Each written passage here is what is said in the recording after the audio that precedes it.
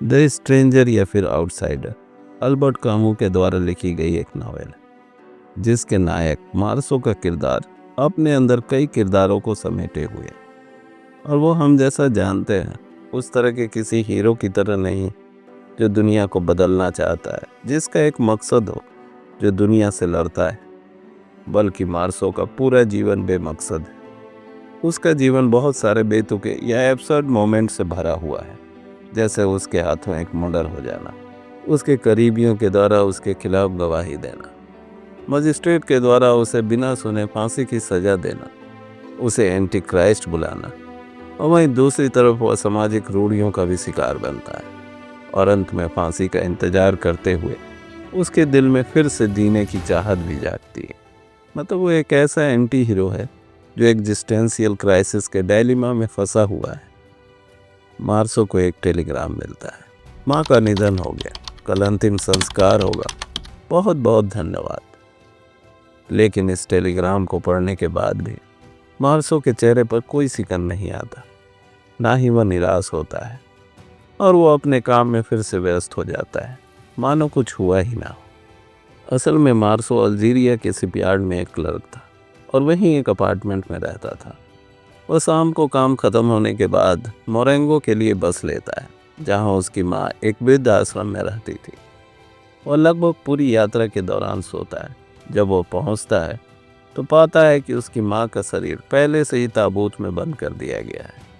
हालांकि उस वृद्ध आश्रम का केयर टेकर आखिरी बार उसे अपनी माँ का चेहरा देखने के लिए उस ताबूत को खोलने के लिए पेशकश करता है, लेकिन मार्सो उसे ऐसा करने से रोक देता है। उस रात मार्सो अपनी माँ के शव की रखवाली करता है। उसकी नाराजगी के बावजूद बातूनी केयर टेकर पूरे समय उससे बातें करता रहता है। मार्सो सिगरेट पीता है, कॉफ़ी पीता है और थोड़ी झपकियाँ भी लेता है। दूसरे दिन सुबह वो अपनी माँ को उसी गांव के कब्रिस्तान में दफन करता है और उसी रात अल्जीरिया वापस लौट जाता है। अगले दिन मार्सो समुद्र में तैरने जाता है, जहां उसकी मुलाकात उसकी पूर्व सहकर्मी मैरी से होती है। दोनों उस शाम कॉमेडी शो देखते हैं और पूरी रात साथ बिताते हैं। लेकिन अगले सुबह उसके उठने से पहले मैरी जा चुकी होती है। उस दिन दोपहर तक वो अपने बेड पर ही पड़ा रहता है। शाम को अपने बालकोनी में बैठकर लोगों को आता जाता देखता है और फिर से सोमवार को अपने रूटीन लाइफ पर लग जाता है। एक सप्ताह उसी तरह बीत जाता है। शनिवार को मैरी फिर उससे मिलने उसके अपार्टमेंट में आती है। वो मार्सो से पूछती है क्या वो उससे प्यार करता है। एक पल के लिए तो वो समझ ही नहीं पाता कि वो उसका क्या जवाब दे। वो कहता है मेरे लिए प्यार का कोई मतलब नहीं है। मैरी फिर उससे पूछती है क्या वो उससे शादी करेगा। वो कहता है अगर वो करना चाहती है तो वो कर लेगा। जैसे मानो उसको रिश्ते से उबन होती है, जैसा कि उसके माँ के मरने के बाद भी देखा गया कि उसे अपनी माँ के जाने का कोई पछतावा नहीं था। तभी अचानक मार्सो के पड़ोसी रेमंड्स के अपार्टमेंट से चिल्लाने की आवाज़ आती है। वहाँ एक पुलिस वाला रेमंड्स को मार रहा होता है और कहता है कि उसकी मिस्ट्रेस ने उसके खिलाफ कंप्लेंट किया है कि वह उसे पीटता है। इसके लिए उसे पुलिस स्टेशन आना पड़ेगा। रेमंड मार्सो से रिक्वेस्ट करता है कि वो उसके हक में गवाही दे दे ताकि वो जेल जाने से बच जाए। मार्सो ठीक वैसा ही करता है। रेमंड को पुलिस छोड़ देती है और इसी खुशी में रेमंड मैरी और मार्सो को समुद्र के तट पर अपने दोस्त के केबिन में एक पार्टी देता है।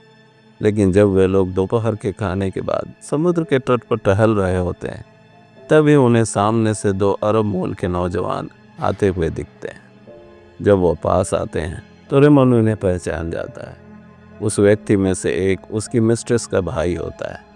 तभी उन लोगों के बीच हाथापाई शुरू हो जाती है और रेमंड को चाकू लग जाती है और वो दोनों वहाँ से भाग लेते हैं। कुछ देर बाद रेमंड जब थोड़ा ठीक महसूस करता है तो वो मार्सो के साथ उनको खोजने समुद्र तट पर वापस आता है, जहाँ वे दोनों उन्हें झरने के पास नजर आते हैं। रेमंड उन्हें मारने के लिए पिस्टल निकालता है। मार्सो उसे ऐसा करने से रोकता है और उससे बंदूक छीन लेता है, और तभी गोली चलती है और उनमें से एक व्यक्ति की मौत हो जाती है।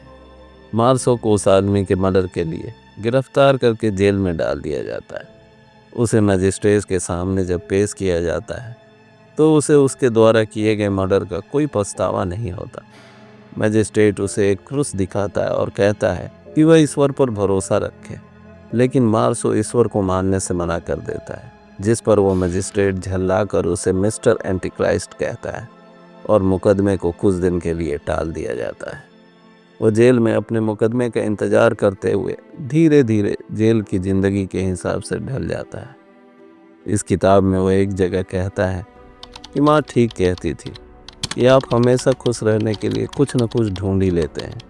जेल में जब आसमान लाल हो गया और मेरी कोठरी में एक नया दिन आया तो मुझे पता चला कि वह सही थी।